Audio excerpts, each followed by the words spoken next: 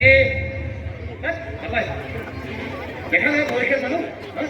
অকণমান বয়সটো সন্মান কৰি কথা ক'বলৈ কি এওঁতো ঠিকেই কৈছে আৰুতো বহুত ঠাই আছিল আমিতো সেইবোৰতো নিজৰ কথা পাতিব পাৰিলোঁ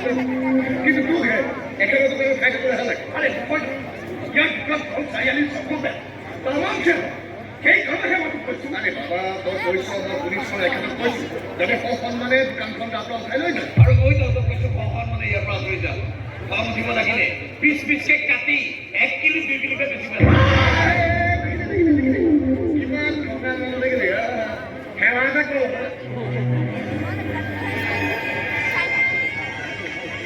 আশীৰ্বাদ কৰিব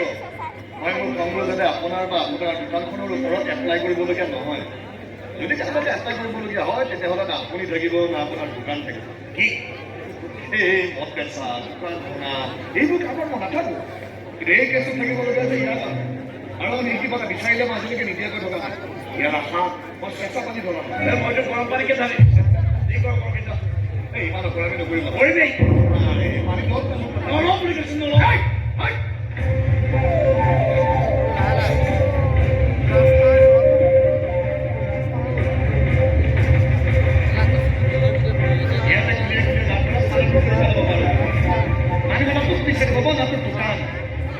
গাড়ীৰ ভিতৰত মানুহ ভৰাই চিন্তা চলাই দিয়ালে কথা চাব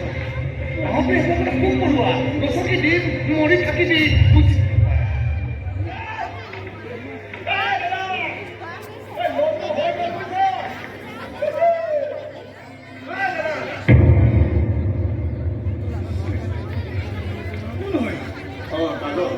গাজল চৌধুৰী মোৰ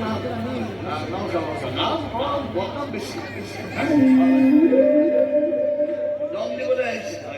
মই যে কৈছিলো আমাৰ দোকান ভাঙি মদৰ দোকান পাতিম বুলি কৈছিলো ইহঁতে কি হওক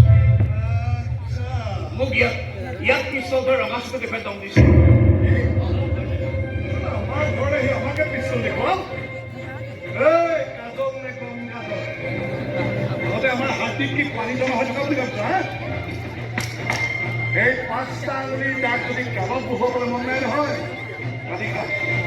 ৰাতি খাই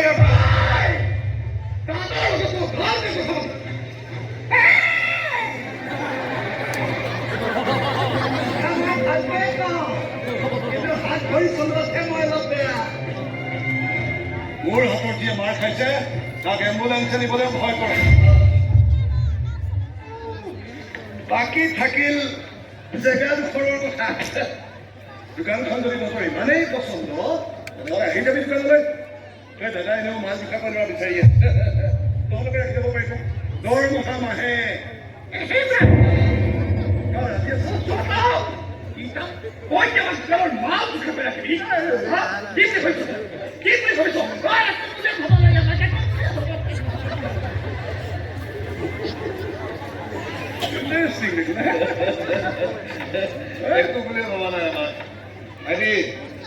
আমি অলপ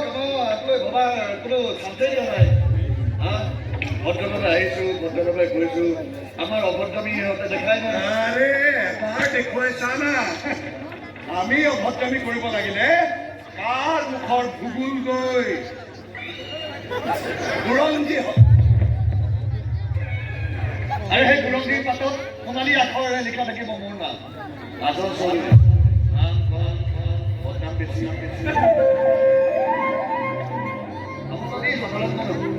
মোৰ দৰে সাধাৰণ মানুহৰ লগত যুঁজিব নালাগিছে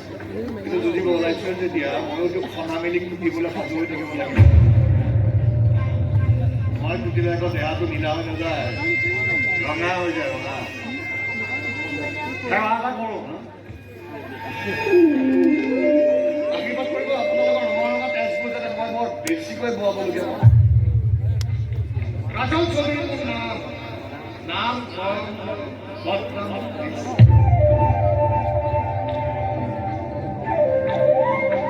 দাদা কিন্তু খং উঠিছে দিগদাৰ গাজৰৰ গাজৰটো